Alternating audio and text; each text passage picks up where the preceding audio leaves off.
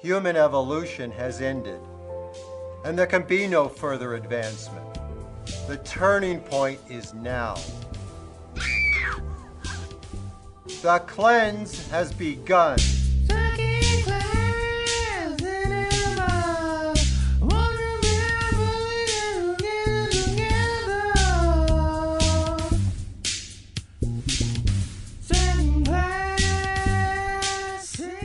Welcome to Second Class Cinema, the show where we watch a B movie and immediately discuss. I'm Tom, and I'm on location in Aaron's living room with Aaron himself, Eric, and Brittany. Hi. Hello. They didn't ask. They just came in. We just busted and decided to record an episode here. Busted the door down, and here they are. Aaron, we're watching a movie, and you're going to immediately discuss it with us. I said no. Get ready to immediately discuss. And it didn't matter. And so we're here, and we took a little field trip tonight. We watched Neil Breen's newest picture, THRU. We watched that at the Somerville Theatre, right up the road. And then we came back here to immediately discuss. Sure did. So That's a lie. We ate barbecue. we did eat some barbecue food. But then we came here to immediately discuss. So the tagline's been changed to watch a movie, eat some barbecue, and then immediately discuss. I'm on board with this if we can make that a regular thing. I think it happens more than people think. But yeah, so we did a Neil Breen Spectacular episode with Aaron a few months back. I think it was back in September of 2015. We watched all three of his previous movies. That's Double Down, that's I Am Here, ... now, and that is also Fateful Findings. We watched AKA the longest day of my life. And ironically, that also was us contributing money to this film. That's very true. In order for us to accomplish Good job, guys. to accomplish the Spectacular, we needed to purchase the movies from Neil, and all of the proceeds went to pass through. I think we spent about $95, $100 Combined? collectively. Yeah, I think $100 so. between You the paid two for of us. half of that drone. I really hope. Well, okay. Spoiler alert. Yeah, Jeez. So yeah, we're definitely going to be spoiling the movie. So if you haven't seen it, There's nothing to spoil. I mean, it's a Neil Breen movie, so you know what to expect. You've seen it. So it makes no coherent sense. But that I mean, that's what makes it a lot of fun. So I mean, I guess that's why we picked this movie. We're Neil Breen fans. Yes, correct. Yes. For lack of a better Yeah. word, yes. Yeah, I'm intrigued by all of his work. It I find pisses him me off, fascinating. and I hate him so much. But that did not even remotely stop me from being excited to go see this tonight. Oddly excited. Yeah. I kept getting it's like during the course of the day today, I got more and more excited for the movie. Yeah, I call that a work. I was like, gosh, these are all awful. Can't wait to go. And so we get to the theater, and we also hear that this movie is sold out. So they had a sold out crowd come to this movie. Somerville Theatre turned people away from seeing Pass Through. Yeah. Yeah. So that's why we picked the movie. Who wants to go into what Pass Through is about? I don't want to. All right, can we try maybe make this a collaborative effort? All right, let's try. It's the same as every other one of his movies. The end. All right. All right. So, Neil Breen plays an intergalactic AI Get who's this. Nailed it. From the future. from the future. Wait, an intergalactic AI from the future. Well, I don't think Who it's is galactic. far superior to any human being, He's- obviously. He's intergalactic. He's from out there. Oh, did they say that? Oh, yeah. Yeah. And he did say, this universe is mine. Okay. He did, and there's billions of So universes. intergalactic AI from the future. Who is capable of time travel, comes to Earth as like a shambling heroin addict. And Wow, you're right. He did heroin in the beginning. Yeah, so Well, was he that just spilled him? Was that the human version of him ODing on heroin in the desert, and then AI think- intergalactic Neil Breen like sucked into his body and Yeah. like That's a reanimated good it? question. I think that's what Holy happened. shit, did that yeah, happen? I forgot about that. It's anyone's guess. Well, Okay. So that's him taking on a human form. yeah, He's taking a let's come host. back to this. Let's come back to All this right, first. let's revisit. Let's keep going Not with important remotely. keep going with the synopsis. And then in the meantime, there's like about a dozen or so, I guess, Mexican refugees trying to cross the border into America, and they're being escorted by like these criminal types Yep. who I honestly don't know what their game plan was, but it was obviously for some nefarious doings. Of course. And two of the refugees kind of escape from the main group and like come across Neil Breen's weird shack in the middle of the desert. Weird garbage trailer. His garbage heap. And they kind of tentatively stay with him until he reveals that he's an intergalactic AI. Whereupon he immediately decides that most of the human race is unsalvageable and poofs them out of existence. Yeah, he cross-dissolves the entire world. Basically, he decides that we need an ethnic cleansing and destroys millions of bad people. You forgot the story of astronomy kids Yes. and astronomy granddad. Because it's completely irrelevant to the plot. But Yeah, but it's still part of it. We still have to acknowledge that it existed. Literally, So- if you take them out of this movie, it's the exact same nothing movie. changes. Yeah. But we should mention them. There is Astronomy Boy and Astronomy Girl. And Astronomy Girl number 2. Well, actually, no. And the best Astronomy part, Grandpa. best part is about the Astronomy Girl is there was no number 1 and number 2. They were just both credited as the same person. Astronomy Girl and Astronomy Girl. Yeah, it's like the twins on Full House. And Astronomy Yes. Grandpa. And Astronomy Grandpa. And so they were on the hunt for some kind of anomaly. They had some knowledge, I guess, of this AI. I figured all these storylines were somehow going to come together in probably not a clever way, but seriously, You they're fool. come together. Yeah, right? What was that? You sweet summer child. I figured that the ham-fistedly they would all come together in some way, but he couldn't. He didn't even manage that one. No. No. So, yeah. I mean, I guess that is what it's about. Yeah. And I'd also like to start with this. So going into the movie theater, we go to the concession, we get some popcorn, we do our normal movie theater thing. Some Sour Patch watermelons. Yeah, we're doing the candy thing. I had a right? good cry in the bathroom. Yeah, exactly. You gotta let the tears out before the breen. Some beers. And so the woman who is filling up our popcorn asks us what we're about to see, and I say pass through.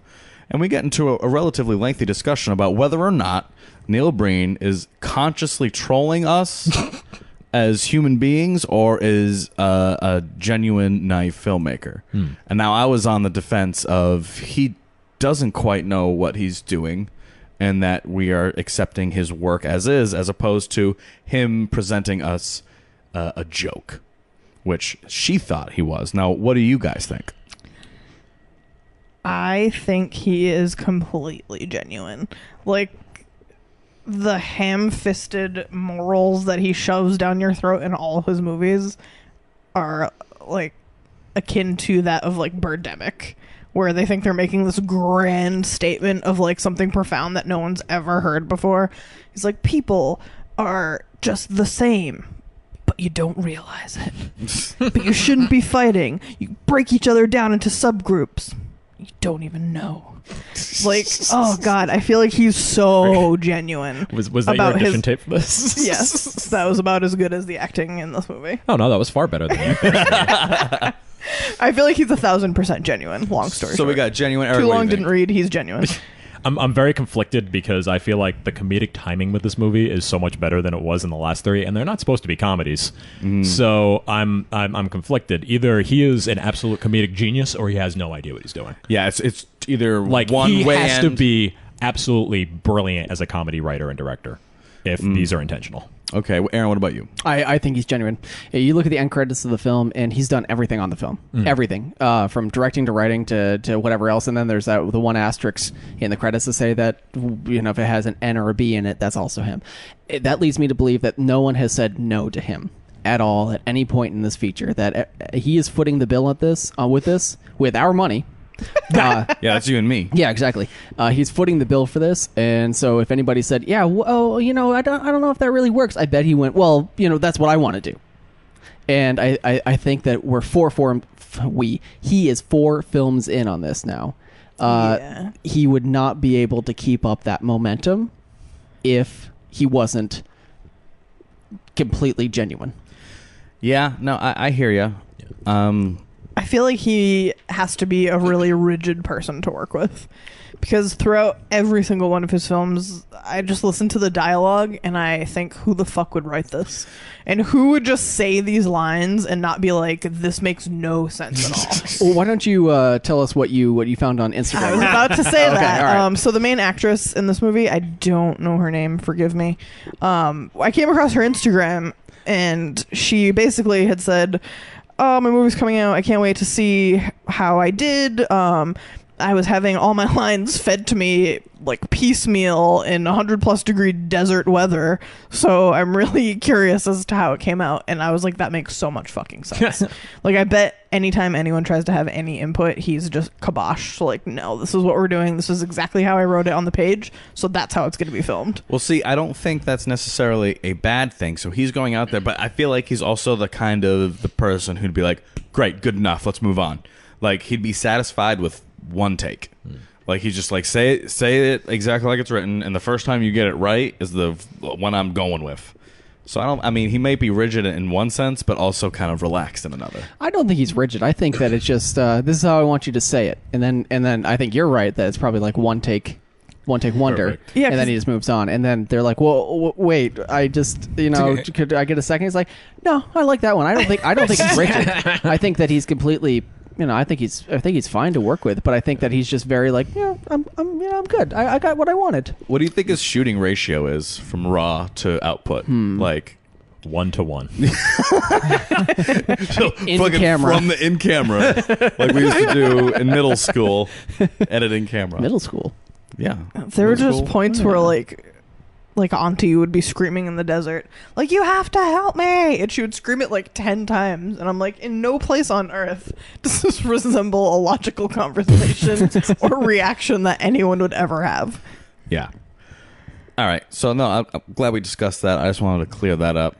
I wanted to make sure we're all on the same page, and I think we are. Oh yeah, because didn't the concession stand girl say, are you guys seeing this ironically? Yeah, she's like, do people come to see this ironically? Like, Well, what does ironically mean? I mean, does it mean to see it because we know it's not good, is what I'm assuming she meant. perhaps? But it's not like I go to Transformers films expecting high art either. I mean, I'm going to this because But there's a different expectation. Breen has entertained me through 3 films now, to varying degrees. I feel like it's the opposite of the entertainment he intends it to be, though. Oh no, absolutely, absolutely. But I don't know if. Which is like, I'm sure Michael Bay is like, everyone's going to go see this fucking disaster piece and shut their brains off, and it's just going to be like 93 minutes of shit exploding, and like, I get that. But I don't know, it's so... I guess it is like super ironic for me personally. Yeah. I mean, I guess you're right. I guess if you're referring to seeing it ironically as not seeing it as its intended entertainment value, then yes. Yeah. But I just hate that's what it would be called. Yeah, I mean, I think from her perspective, she was trying to say like, well, don't you feel like you're getting duped? Do you think this guy is like basically conning you guys? And I was like, no, I don't think so. I don't think so whatsoever. He still it's made not like the film. He's bankrolling on fucking Somerville audience going to see his movie Pass Through. You know what I mean? 50 whole seats. Yeah, like I don't think he's like making money hand over fist on these. So I don't think it's worth it for him to con. Yeah. So I think he's actually got something to say, and we very clearly heard it. Yeah. And wanted to make a movie. If we're going to talk about cons, Samurai Cop 2. That's a con. Yeah. Yeah. That Samurai was Con 2. a self-aware monstrosity. Yeah. Sorry, Samurai Cop 2. I'm not apologizing.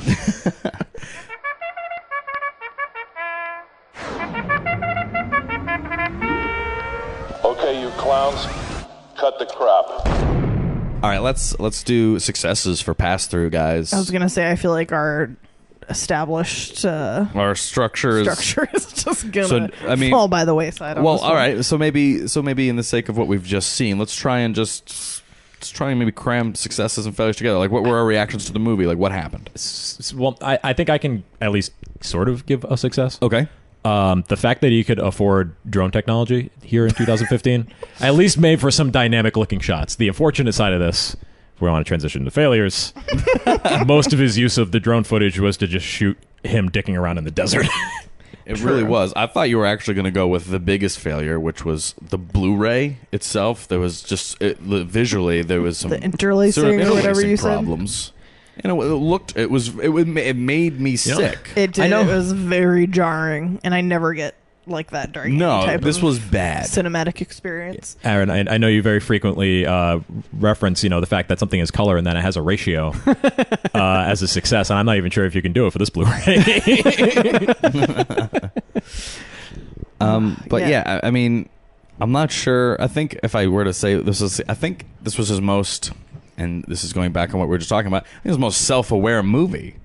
I feel like he kind of knew out of all of his previous works, this one had the most timing to it. I don't know if that was intentional or unintentional. I don't know. It's really hard to get a read on it. You mean like comedic timing? Yeah, like there was timing in the way. edits and some of the delivery that felt straight comedy. Like Tim and Eric ironic style comedy. Yeah. Like people standing around awkwardly for like 3 seconds before something actually happens. But you need to understand editing in order to do something like that. And based on his other films, he doesn't. But he's It's edited. not intentional. He's edited 3 feature films prior to this, has he not? But they're all the same film. Well, that feel means you he have should to be really take- good at it by now. I feel like you have to take into consideration like growth, which I have not seen any really. No. I mean, Yeah. this was his 4th film, and I was expecting it to be a little more coherent, and I feel like it was more incoherent than the last 3. Listen, if you think about it, that is a kind of growth. Yeah, that's true. Yeah. I guess. Growing incompetency. growing inward. Yeah. For like 70% of this movie, I had no fucking idea what was going on. It was just images and then on to the next thing. Just on to the next thing with zero thread weaving them all together. Here be my argument against I found myself saying what a lot. you and the rest of the audience. Here be my argument against the editing is that it's not like any of his other films have been tightly edited. I think Fateful Findings was like 2 hours.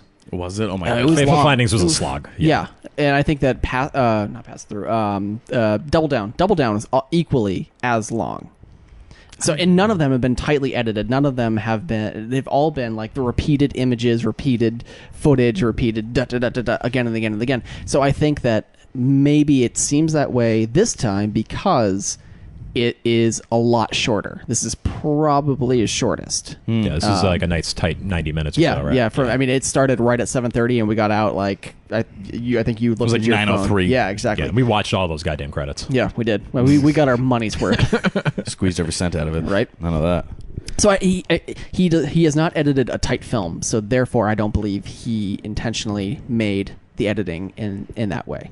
I do go back to my argument that if this was intentionally a comedy, then he is a comedic genius with those kind of comedy edits. Yeah, I feel like there was just enough of them where I was like, that can't possibly be an accident, could it? Or maybe he's just terrible.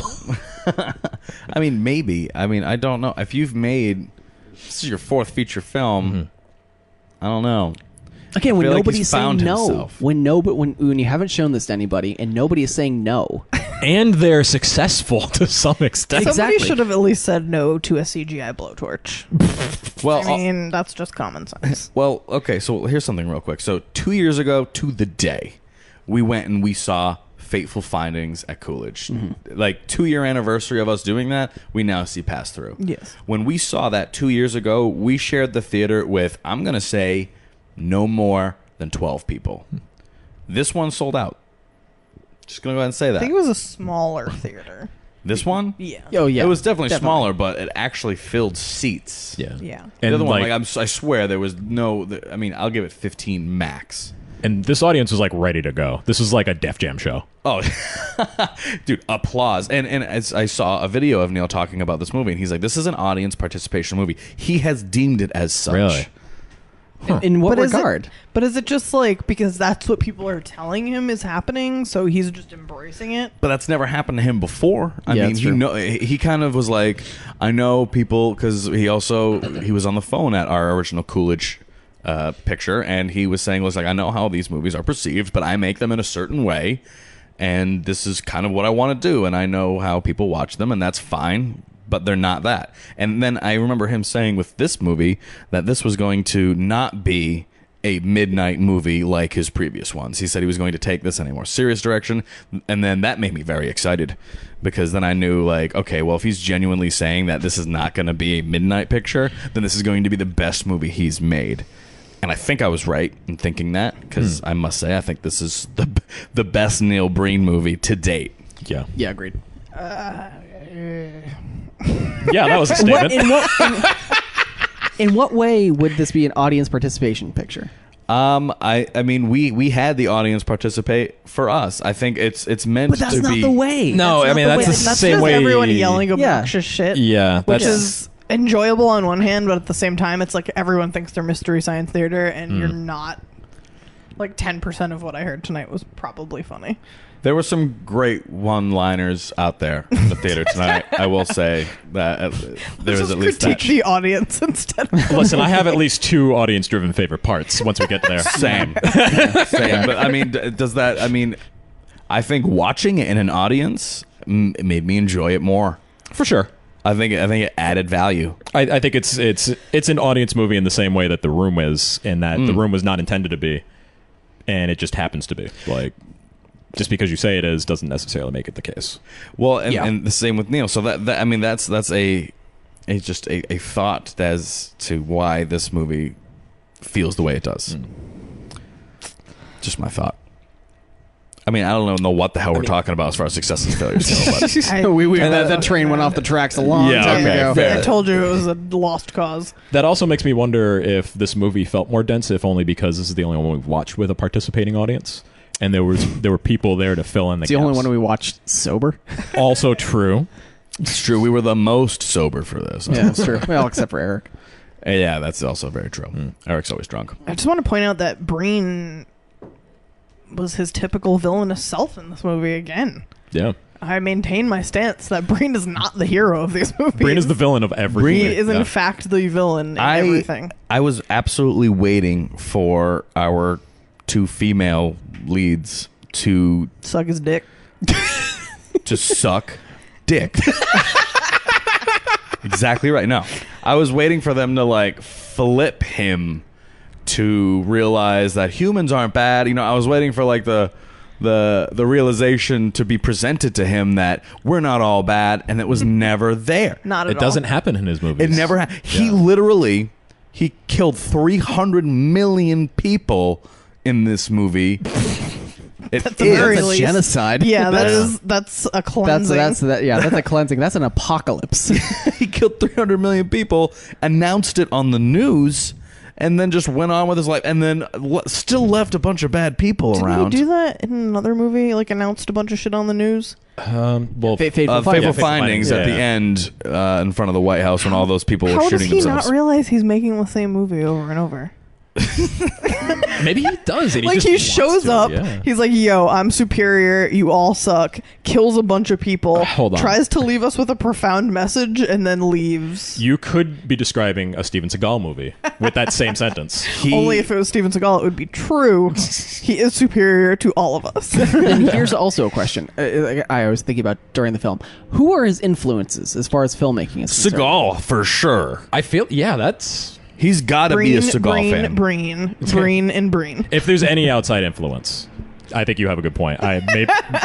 He might just be doing this in a vacuum. Like, I bet no one's made a movie before. Let me try this movie thing. Because I mean, These talkies, everyone's talking. think about another Talking film about that even like talkies. resembles what he's making, other than David Lynch, which I feel like anything is weird. Everybody just immediately calls it Birdemic. Lynch-esque, Yeah. Lynchian. And there's I don't no think other I'm film familiar where with David Lynch really, so I can't comment on that. well, it's just it's strange plotting, and it doesn't always necessarily make sense right away. Sometimes it takes repeated viewing, but it is very heavy in symbolism. I can't think of another film that resembles what he's doing, what Breen is doing. And that's what makes me wonder, like, who his influences are. And I see what you're saying with Seagal, like the very preachy ending. But I mean, literally, this movie had 5 minutes of just him staring directly at the audience, talking about his worldviews. He got real preachy real fast. Yeah. I don't know if no movies like this exist because everyone knows better, or if because he's truly An auteur. like that unique and bizarre. Well, I mean, the medium of film is also show, don't tell, too. Yeah. So, I mean, just on a basic level. Well, this time he didn't even tell because we had no idea what was going on exactly. half the time. I mean, I don't think he spoke a line of dialogue until like a half hour in, it felt like. I feel Yeah. like nobody Yeah. spoke for so long. I was like, does this movie have audio? Yeah. And then she got real disappointed when she found out there was. God damn it. The effects in this movie were baffling. Like, every creative choice was so strange. Like, he chose to just green screen, like, mansion backgrounds. I Like, think people, like, chit-chatting in living rooms that were, like, super nice, but you could tell it was a green screen. Yeah, he went to iStock.com and searched for posh living rooms and then decided to just shoot a bunch of scenes on those Wait, pictures. those were Posh Spice's living rooms? Yeah, they dude. looked great. I know, dude. Well, she's married to a soccer player. So. Yeah, that's true. Yeah. No, I hear you. It was weird. It's so strange. There's a lot of weird moments that I can't identify as successes or failures. No, me either. I mean, they're failures, right? But I mean, Yeah, but I mean, Failures on a filmmaking But they level, made but me laugh. did you enjoy exactly? Did you Right. enjoy them? Exactly. Then Yeah, they become absolutely. a success to me. Like anytime the green screen tiger came up, instant gratification. Instant win. anything with the tiger, which is honestly what I hope my money went to. If I can pick what my dollars went to, it was to fucking get that tiger on that screen. Yeah. like if you went to IMDb and you said, "Hey, I got a credit for funding this," and it says Tiger Funder, Tom Ribeiro. I would love Living that. the dream. And the IMDb credit. Yeah, so many weird, just like What the fuck was that split screen tiger? overlays of him and a tiger roaring. Who was the tiger? Tony? No, the tiger did have a He name. did have a name. Abed? It was like Nobody cares. I think it started with a V. oh, It Victor. was like a weird name. Vincent. It was like Vial or Yeah, that's Victory. it. Vian, something like that. All right. So what was this tiger supposed to mean? I don't know. don't know. Me neither. Oh well, okay. Well, at least I'm not the only fucking one. The girl had the tattoo of a tiger. She had a so tiger we're supposed tattoo. to connect the two somehow. Well, he kept going back and forth in time from his place to our place, and his right, I guess. and then his place looked like our place, only there was fucking goofy shit written on rocks, and there was a tiger there because he kept going to one spot and then dissolving to a new area, Yeah. which I'm assuming is his time. In which I thought he was just teleporting to a different place in our world. no, I thought he was too. teleporting He was to like, his I time. can bend space and time. Well, yeah. Why would he teleport to a different desert? because that's all he could afford to shoot on. You fucking asking that question about a Neil Breen movie? Of course, it's in the desert. Really? He you had the hairy arm at the beginning. Eric's arm came out and was painting on the rocks. My arms are not that hairy. Oh, somebody got like a Pretty 2-inch hairy arms. trim and just glued all Yeah. the hair to their arm. So I thought that this was ancient. So Yeah, I thought it was like a Space Odyssey type intro. Yeah. exactly. So he then when he kept started going there. yeah, but that's what I mean. So that's what I thought, that he was just transporting to another place or another desert, or no, another part of the desert or Yeah, something. I mean, like that. the editing in this movie is so confusing that it might as well just assume he's in a different desert or a different part of the desert. Yeah. That's what I thought was happening. Yeah. See, I thought he was going back to his time. Yeah. Getting juiced up to do whatever he had to do in our time. See, that makes more sense. He went I back, agree. Sprayed some heroin on himself. He's like, I'm good to go. I Let's really do this love that thing. He had no Genocide. idea what a light year was either. Wait, what? He had no idea what a light year was. Yeah, He what? was what like 1,000 years, a whole light year. I was like, oh no, that's not it. Try again. Totally a denomination of time. yeah, I like how his explanation of how he's able to do these things was just throwing out. Oh, that was one of my words. favorite parts, actually. Let's just do the favorite parts His thing. buzzword list. He grabs a piece of tubing and is explaining to Auntie how he can travel in time. He's like, your time is here. I'm from down here. Black, dark matter, Black. dark gift. energy, string theory. Just rattles off a bunch of like physics Quantum buzzwords. physics. Quantum physics. And then folds the pipe in half and is like, that's how I'm able to travel. I was like, wow, I totally get physics now because you just explained it to me. It's a lot like that scene from Interstellar where they also explain it, where he takes the paper, folds it in half, pokes the hole through, and says, yeah, you go from here to here. I'm like, yeah, I don't fucking get it, but you do. And that's fine. That's Yeah, great. yeah. You know, this one is, you Wikipedia'd how to do time travel. At least they didn't just say a bunch of words. String theory. As he's bending the pipe, quantum physics. It's fucking perfect. So bad. The problem is it doesn't feel like he understands what he's making a film about either. Oh, definitely not. I mean, you ask him to be No. like, all right, what's string theory, dude? He'd be like, oh, it's string theory. You know, you time travel with It's it. quantum mechanics. Yeah. Dark matter, energy. Every single time he went into that mode of talking, I thought about Kevin Nealon and Happy Gilmore, where he's talking about being on the carousel and going up, down, and around. And around. Who else has favorite parts? I know we struggled to take some notes. We were passing We around wrote one down a notebook. lot of stuff, but mostly it's just fucking nonsense. I know I wrote down some dialogue. Music is magical. It's timeless. Oh my gosh. Oh, when he was at the news station, I thought it was like a really weird, like, avant-garde inspirational video. He was like trying to make. He was like, "You have the power within you." Turn to the other camera. Or no, you know what it is? I'll clean it for you. Oh my god, Dude, all right, the whole cleaning scene. This is partially why I think it might be intentional. That was the only time that I'm like, wait, is this supposed to be intentionally funny? I think it was. I can't. I think it was. Yeah? I I, don't. th- I think, Well, I think then Breenie bro- made it jokey. Then bravo, because that's movie of the year. Then Well, I don't. See, once again, I thought maybe in his mind what he was making was a light-hearted scene in a very serious movie to help break the tension. And what ended up happening was he meant to make something lighthearted, and he made something fucking hysterical And creepy. and amazing. Why did he have like shit all over his face the entire movie? Because he's AI. yeah, he fell down once, and that was it. Can I? He slept in dirt. I actually do have a genuine success, and I don't know if it was intentional, but Neil Breen is excellent at portraying just absolute filth. Like I felt uncomfortable looking at his scenery, and Yeah. I feel that case I feel like that's the case with most of his movies that don't just take place entirely in the desert, like Double Down. Yeah. Well, they say write what you know. Yeah. So, sorry, Neil. Ouch. Yeah. This movie had a weirdly anti-immigration underlying undercurrent. It was like passive Okay. aggressive immigration. Yeah, it's like policies. trying to portray It it was as like a positive thing. Yeah. It right. was a very anti-immigration undercurrent. Like you try and get like a kid to do something that you don't or that he doesn't want to do, but you just convince him to do it anyway with excitement. Yeah, like, to it'll be make it fun. sound cool. Yeah. He's like, go back. He finally freed all the refugees. He's like, go back to your own countries. And then right around the time everyone started like giving him the side eye about that, he was like, and take down the corrupt leaders and the governments and the politicians. Don't run away.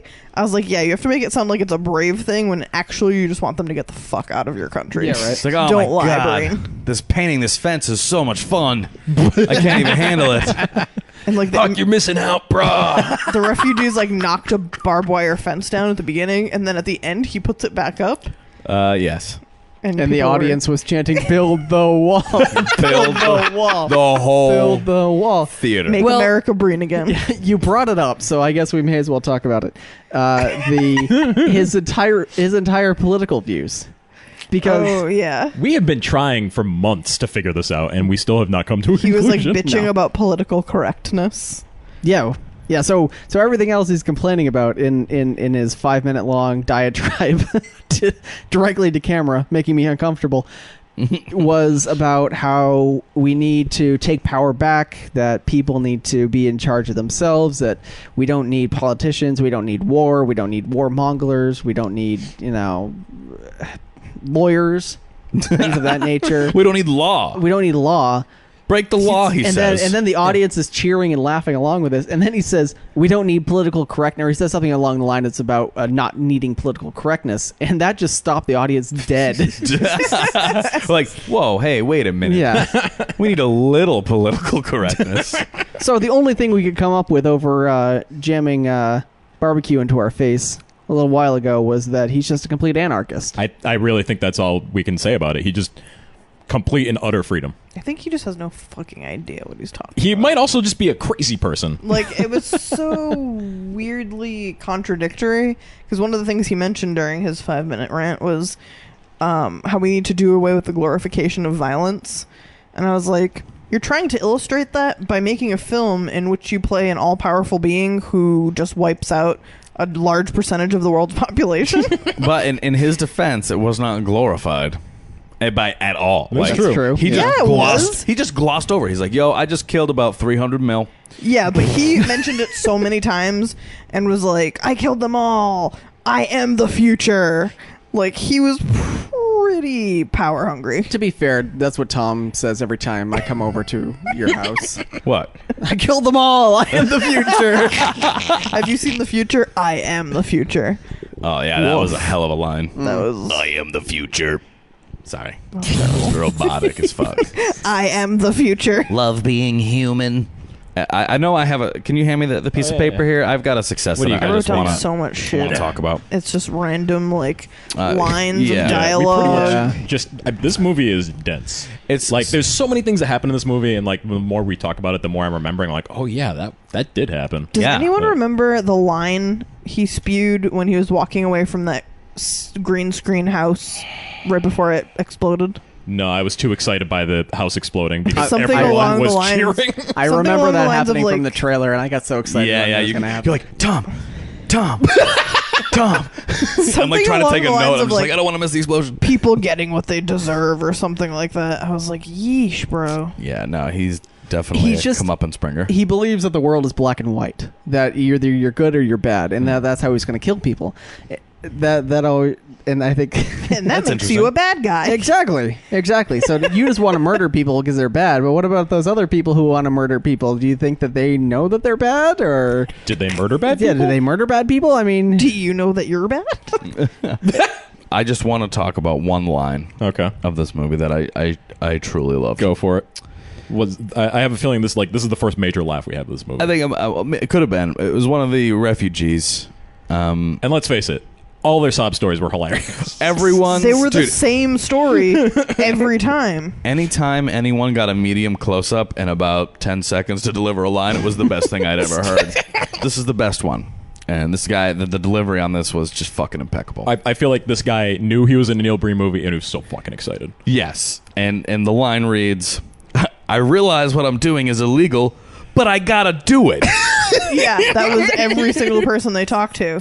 I know it's wrong, but what can I do? but they were let go. They were freed. They were freed. Yeah. Well, which is interesting because I think it's because he realized what he was doing was wrong.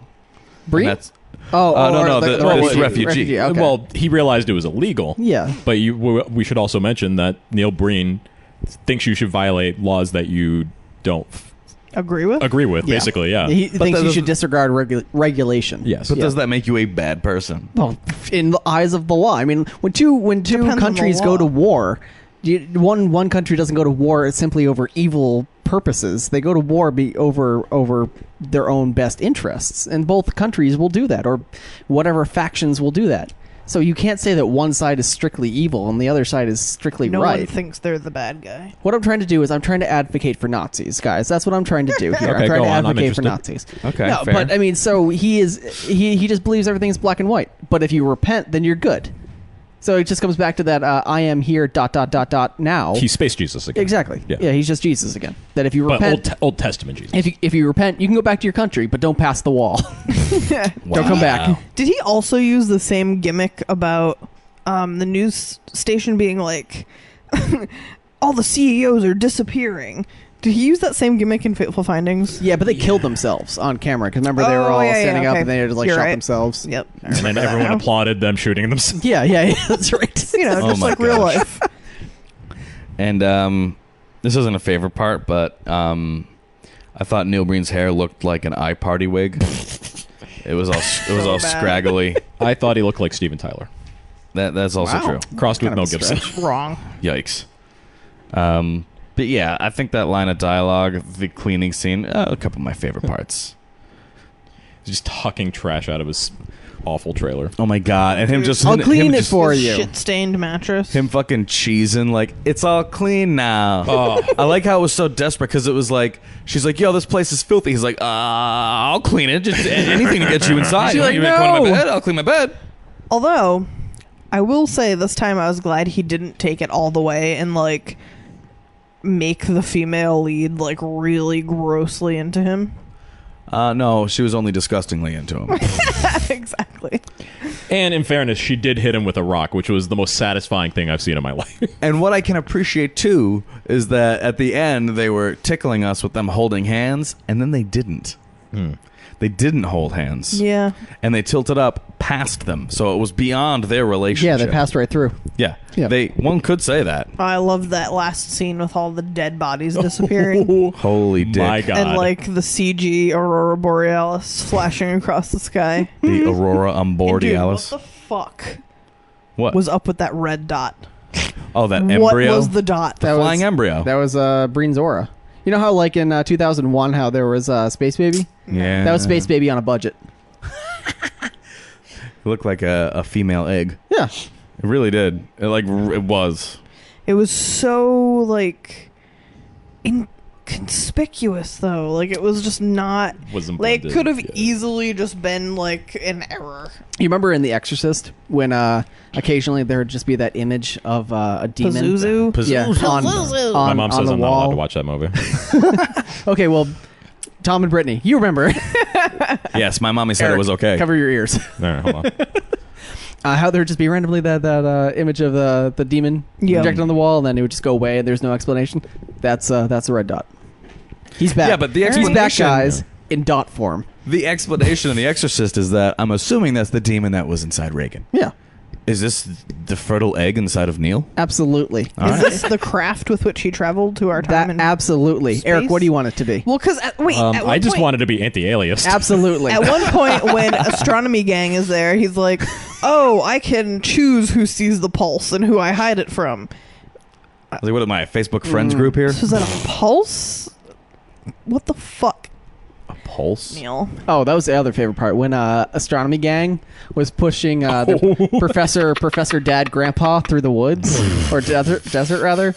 I think Neil was behind the camera yelling at them to push him faster, but the kids obviously couldn't push Grandpa Professor on, Through the sand. through the sand. So Grandpa Professor's trying to help them. So everyone's just struggling and also has these big shit-eating grins on their face too. I love how we went from being bedridden on death's doorstep to walking and like wheeling himself around and not needing his oxygen tank. Professor Grandpa was just sucking down oxygen the entire time. I'm dying. Time to inhale some more oxygen. Yeah, they gave him like the Willy Wonka Grandpa Joe treatment. Dude's been in bed for 40 years. All of a sudden he can dance. Yeah, suddenly he gets a golden ticket and he's like, shit, yeah, here we go. Golden ticket to Neil Breen's show. Any other favorite parts or any other talking points that we want to go over before we rate? Too much drone. He got himself a goddamn drone and he just And shot the wasted fuck it. out of it. I would say that film is 60% actual footage, 40% drone footage. 40% Just- grown footage. Yeah, drone footage of like him from far away reciting poignant verses from someone who is not him. Yeah, he credited them too at the end, right? Yeah. Oh, yeah, that's right, he did. Yeah. Carl Sagan. Albert Eric? Einstein. So I do have an audience participation favorite part. Oh, that's right. Yep. Near the end of the movie, there's a very green Aurora Borealis superimposed over Neil Breen's disgusting face. And someone in some Back row. some beautiful person If you're from listening, the back row, thank you. so happy, just yells out, "It's Neil Breen!" Best joke of the night. So good. Best joke of the goddamn night. Was Oh, pretty and good. there was a scene where Neil Breen has to prove to Aunt Auntie, whatever her name is, that he is in fact space magic. Uh-huh. And in order to do this, he utilizes a reverse tear. Oh, my So God. he just recorded footage of him dropping a bunch of cans And reversed onto the it. ground and then reversed it to make it look like they were floating with his own power. Well, what was great is, so you watch, her name is Auntie. Friggin' no. No, she we- introduces herself and then she's like, "This is my niece, Kim." Right. So But I Oh, don't- it's Amanda. I Her don't name is Amanda. Fucking know. What? It's definitely Auntie. Amanda. Sure, okay. Aunt Manda. 100% Aunt Manda. sure it's Aunt Absolutely. Amanda. Let's go with that one.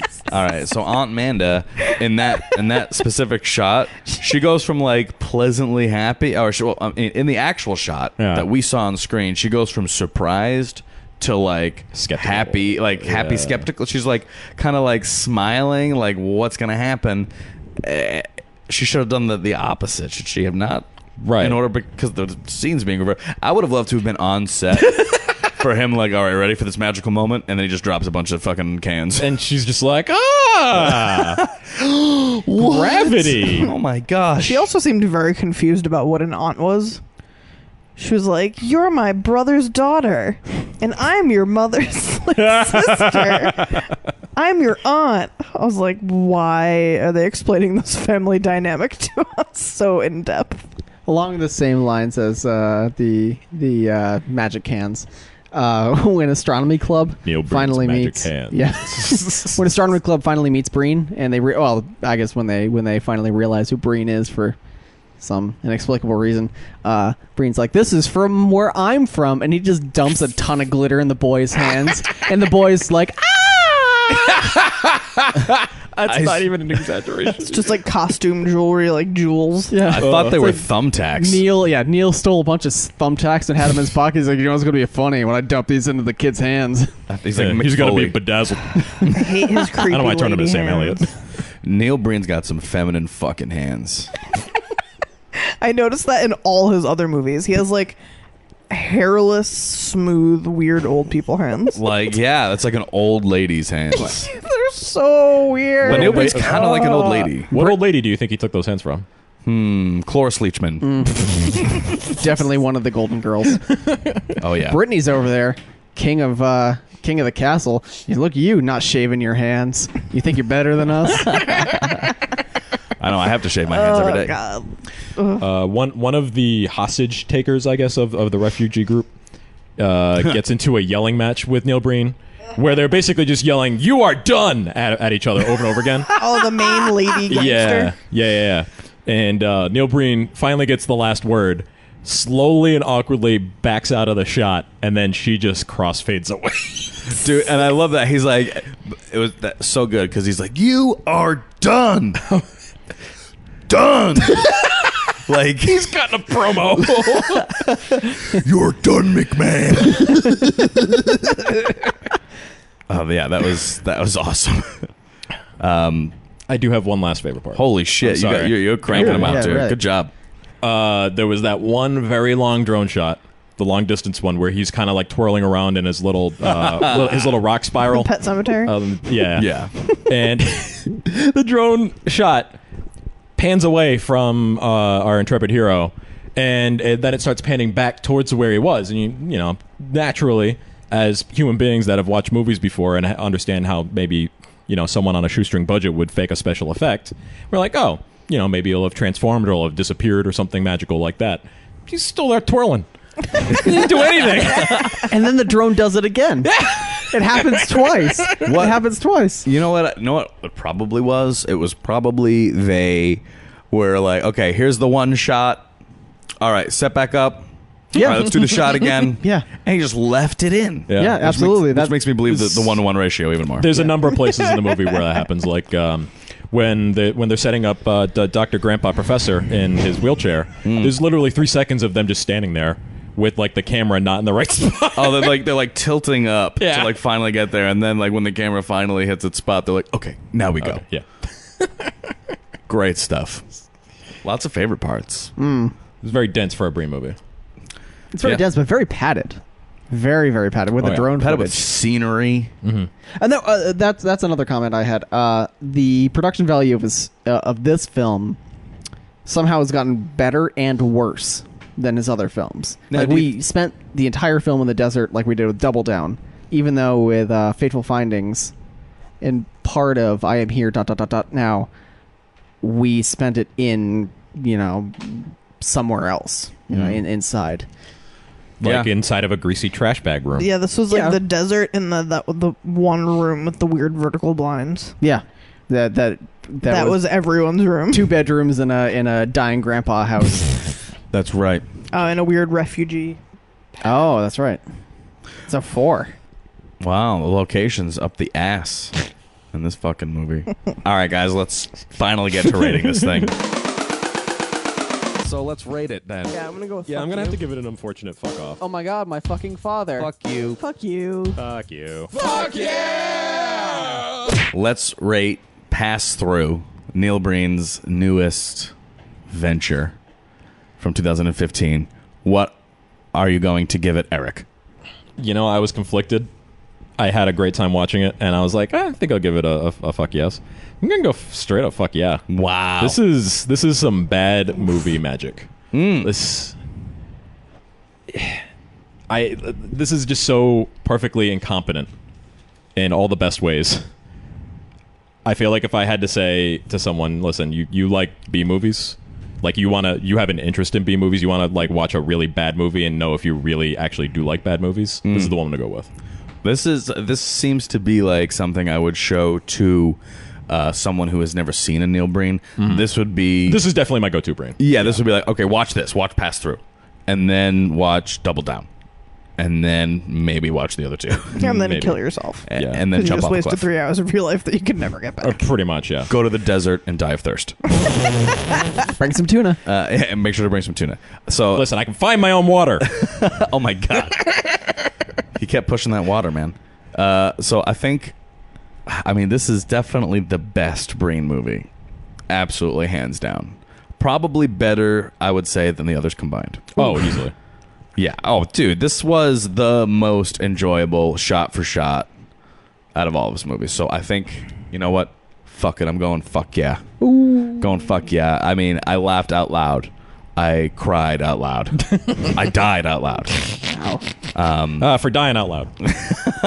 So, I mean, I would definitely, I'd make sure that people I knew watch this. I'll probably buy it. So, there's that. How much money have you given Neil Breen for Pass Through at this Well, point? he's only given him. I've only given $35. Yeah. Aaron's the one who's fucking emptied his pockets. Yeah. True. For a copy of both Fateful Findings and Double Down, which I'm jealous that you own Double Down and I don't. Yeah. Well, And for the tickets we bought.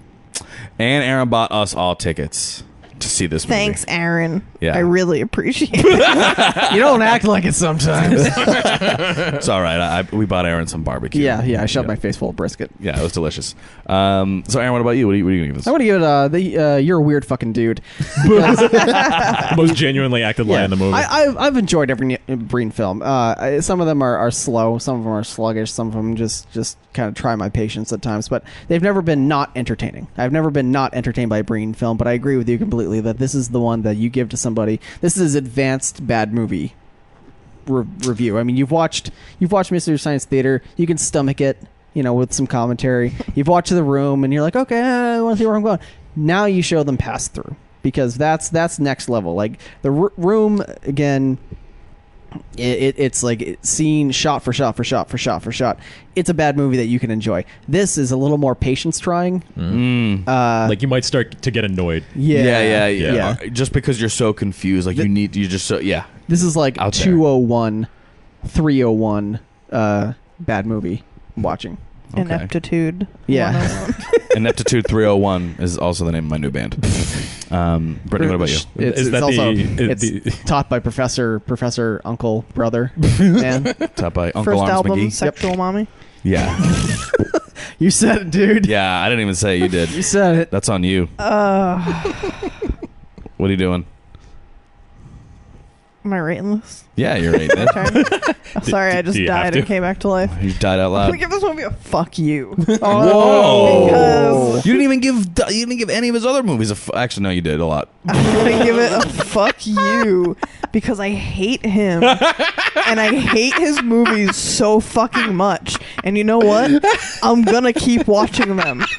And I'm gonna recommend them to people, and I want to die. So you're outwardly hating this movie and Yes. want to bring others down with you. Yes, it's so atrocious that I have to spread the misery. It's like you find something gross on the internet and you have to tell somebody about it. exactly. That's what I have to do. Or you find a dead Exactly. body in the woods and you bring your friends and you guys just have a Man, it's just a homeless bum. Yeah. Exactly. Yeah. I'm going to recommend it to people because it's just like the pinnacle of ineptitude. And it's really a stunning display of just Humanity. pretentiousness. yeah, that too. Yeah, we never really discussed that, it's but a- yeah, you're absolutely right. Yeah, every movie it's just him beating you over the head pretentiously with like the social conscience that he so desperately wants everyone to have. And Social it's like, conscience of like a it's like- freshman in high school. Yeah, Yeah. it's like, yeah, dude, we Like, why know don't we we should just all kill just the love bad each people? other. Like, you don't have to make an hour-and-a-half movie that doesn't make sense to tell me that. Do you think he's a fan of John Lennon? No. No, No. no. You don't think he imagines any people? No. I have nothing against Neil personally, except for that his weird hands. Except for I personally hate his Except fucking for I movies. hate his movies. And I'm gonna still keep giving him my money, so checkmate. You're still Neil. gonna have Aaron keep giving him money on your behalf. Yeah. Fair. You I will win. You win, Breen. I Yeah. will fund his next one. I do You know not what? I care. might even fund his next one after this. Yeah, so there you go. if he puts up another campaign, next movie he's selling pass through. If he's selling pass through I'm for gonna buy it. $50, I'm the dumb guy. I mean, I knew what I was getting into. The whole ride up here, I was like, I fucking hate every one of his movies. I don't know why I'm so excited right now. Oh, I have a final thought. No Neil Breen butt. Oh yeah. We said on the way up, we got to keep a butt counter. No Not need. necessary. Maybe he had a Is contract he with getting himself. too old and flabby? Yeah, maybe his butt muscles are decaying. Those unrealistic Hollywood expectations. I don't know. Any other final thoughts, guys? Before we Such wrap a this up? line in like an early '90s high school comedy. His butt muscles are decaying.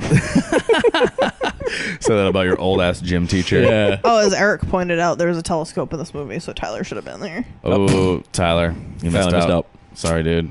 It's all those fucking astronomy children. So it would have been Tyler, astronomy kids, Grandpa, Uncle, Professor Man. What? They'd all been Astronomer Pa. Yeah, they'd all been wandering through the desert. Aunt Manda. Aunt Manda, looking for Breen, living the dream. All right. Some stream of consciousness thing going on here? Yeah, I don't know. That was Dark good, energy. dude. It's late. Quantum mechanics. It's late. I've been That's how drinking. Breen writes his scripts. Yeah, exactly. In the desert while he's shooting. He just whispers into a dark room. Hey, do you know what you should say? No, what should I say? You should say something like, I don't want to be here. Okay, we're rolling and go. No more books. Fucking weirdo that we made him out to be. Oh, he upgraded his laptops. It's true. He got Final a bunch of he had to gaff off some of the logos on them, but Sometimes, not all the time. only a couple times. Oh, he also likes to leave C-stands in shots. That was awesome. Good eye, Aaron. How could you have... It's not like good eye. It's not like he was in the background. It was in the foreground of the fucking shot. But it did look like rocks. It looked like a C-stand. It did. All right, it did. It was a C-stand. Oh, speaking of things that lead me to believe that this movie might have been intentionally humorous in some ways, or maybe he just did it for the fun of it. The vest from Double Down appears. The denim vest with the medals. That Still attached. True. It As is well as true. like the weird antelope skull at Oh. the beginning. Yep. Yeah. Everyone cheered for that one and the vest. Yeah. And you no longer have PTSD. Forgot about that. Yep, yeah. I wrote that down. No more PTSD. No more PTSD. Oh, that fucking weird. That was some weird shit that was going on at the end of that movie. Free from PTSD. Yeah, that's right. Also, what the fuck was with that scorpion-shaped shadow? I was gonna ask that. I was gonna bring that up. So what the fuck was that shadow? No idea. Star Trek Enterprise. Also, flying overhead. I Yep. wanted to bitch about how he introduced a new plot line like 5 minutes before the movie ended, Which was that fucking PTSD kid? which was Aunt Manda's fucking like husband coming and shooting them Oh yeah. out of nowhere. Oh, I thought he like got rid of 300 million bad people, and that wasn't one of them. I know. Ugh, you're so full of Yeah. shit, Neil. And then Nisi Yep. ran away. And that was it? Yep. She like gave up. They were like, "Oh, we're free. We can finally go." And she's like, "I'm not going. I'm tired. I'm tired." I'm tired. I was like, "Oh, you little brat." Fucked up people God. in this Breen universe. I'm done talking about this movie. Yeah. No, I'm trying to wrap it up for about 10 minutes, but that's okay. One more idea, Tom. Okay. Okay. Final thought, Aaron. You can go ahead. Okay. All right. Final thought is it's over. We watched Pass Through, Neil Breen's newest feature film, tonight at the movie theater. Had a little field trip. Had a good time. We have fuck yeahs. We had fuck yous. I mean, that's all you can really hope for, right? That's how you know a movie has achieved success, when someone in the room loves it and someone in the room fucking hates it. That is true success, Neil. So good job there. Can't wait to buy your movie. Can't wait to see what comes next. Yeah. And I definitely can't wait to see what comes next. I really want to see Neil with a much larger budget. We were I wanna see talking him- about this. Yeah, I want to see him get back just so I can see like the really. I want to see the crazy shit that pops up on the screen when he's given like slightly more support and slightly more money. What I'm afraid happens is that we just get a 5-hour movie that's exactly like this. What's Yeah. wrong with that? Basically, Nothing just changes CG except the length. everything. Yeah, nothing changes except for he just gets to tell a longer story. Yeah, I'm on board with this. Maybe. We'll split it into 3 chunks and we'll watch it like a big trilogy. That's okay. We'll split it in 3 chunks now. We'll watch it all on the same night. Yeah, Yeah, we will. Yeah, Aaron, thanks for buying our movie tickets. Thanks for letting us post up in your living room and having a great Breen field trip with us. No, thank you guys for being here. I really appreciate it. Yeah. Yeah, Aaron appreciates it. That means it was a great time. If you'd like more information on Second Class Cinema, you can head on to Facebook, facebook.com/Second Class Cinema. You can listen to our program on iTunes, Stitcher, TuneIn Radio, secondclasscinema.com, and followingfilms.com. And yeah, that's it. It's over. Breen. Breen. Breen. Breen. Breen. Breen. Breen. Breen. Breen. Breen. Breen. Breen, get in on this. Breen. Breen. Breen. Get in on this. Breen. Breen. Breen. Breen. Breen. Breen. Breen. Breen. Breen. God damn it! That's what I was gonna do.